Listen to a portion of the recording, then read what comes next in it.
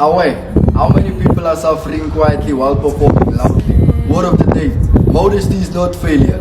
Real evolution is built through resilience, vision, and the wisdom to prioritize legacy above temporary flaws.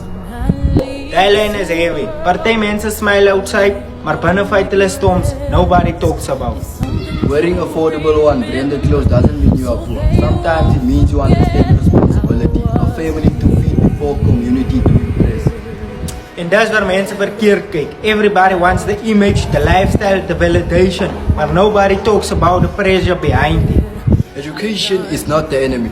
Poverty is the enemy. Education is there to expand your knowledge, to sharpen your perspective, to help you build beyond limitation. Because free education without objectivity is nothing. They told us that education is the key to success. But what if the key gets lost? Wat as life change? Wat as dinge nie uitwerk hoe jy beplan het nie? Then you learn how to rebuild. First, you analyze the problems in your community, the struggle, the pressure, the science people normalize. Then education helps you understand how to transform vision into structure. Assimilation gebeur wanneer mense verkeerd wie hulle regtig is. Nou almal chase dieselfde image, dieselfde approval and the same perspective about success.